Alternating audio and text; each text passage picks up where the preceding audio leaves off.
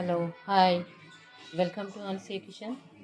ఈజీగా breakfast, easy sabudana khichdi.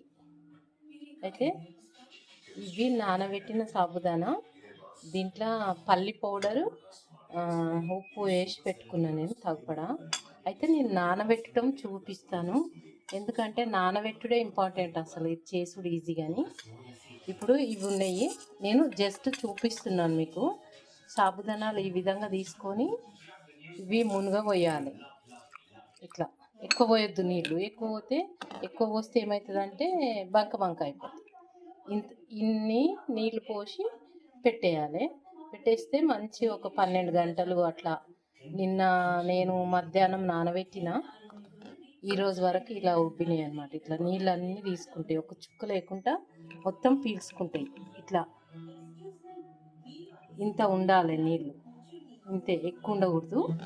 అయితే ఇలా పొడి పొడి వస్తుంది అనమాట. ఒక 12 గంటలు నానబెట్టుకుంటే, 5-6 గంటలు, 12 గంటలు అట్లా నానబెట్టుకుంటే ఇట్లా నీళ్ళన్నీ తీసేసుకుంటుంది.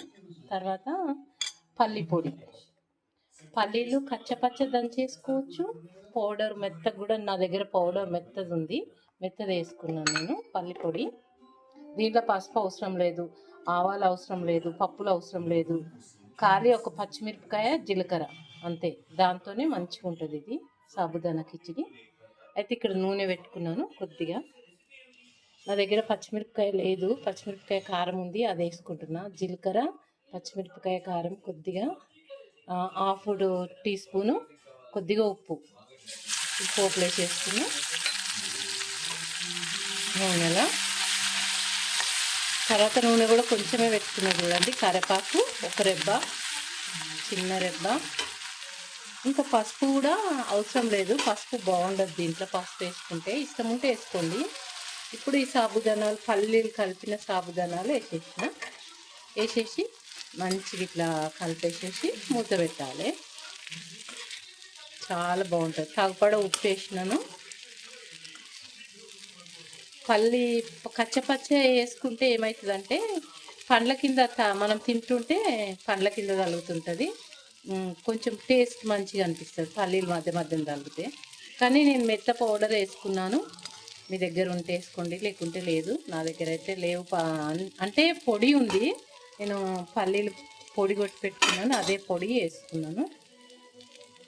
ఇష్టం ఉన్న వాళ్ళు అట్లా అప్పటిదప్పుడు పల్లీలు వేయించుకొని నన్ను పచ్చ ఒకసారి ఒక తింపుడు దింపితే గ్రైండర్లో. ఇప్పుడు మూత పెట్టి పెడదాం ఒక 5 నిమిషాలు. 5 నిమిషాల్లో అది కలర్ చేంజ్ ఎట్లయితే చూపిస్తాను నేను. చాలా బాగుంటుంది బ్రేక్ఫాస్ట్, అందరు చేసుకొని చూడండి. చాలా టేస్టీ ఉంటుంది. మంచిగా ఎటన్నా దూరం పోతుంటే కూడా ఇలా సాబుదానా కిచిడి చేసుకొని తింటే చాలా బాగుంటుంది. అంటే తొందరగా ఆకలి కాకుండా కూడా ఉంటుంది. అందుకనే నేను చూపిస్తున్నాను ఈరోజు. ఒక 10 నిమిషాలు, 10 నిమిషాలు కూడా కాదండి, 2-3 నిమిషాలు. 10 నిమిషాలు పెడితే కింద అంత మాడిపోతుంది. 2 నిమిషాలు వెయిట్ చేద్దాం. ఇప్పుడు మూత తీసుకుంటాము. చూడండి కలర్ ఇలా చేంజ్ అయిపోతుంది.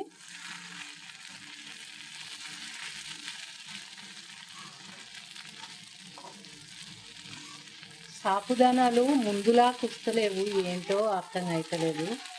ఇవి ఏమితో తయారు చేస్తుందో అర్థమవుతలేదు. ఖర్జూర పండు చెట్టుతో కూడా తయారు చేస్తున్నారు అని పొద్దు రేపు యూట్యూబ్లో చూపిస్తున్నారు.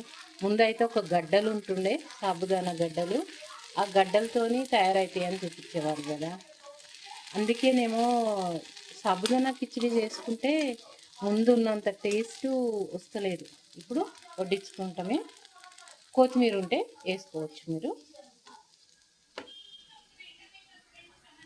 ఇలా అంటే చాలాసేపు ఉడకొద్దు, ఇట్లా కలర్ చేంజ్ అయితే చాలు, బంద్ చేసుకోవచ్చు. ఇప్పుడు కలర్ చేంజ్ అయింది కదా, బంద్ చేసినాను. ఇంకా తినేయచ్చు అంతే.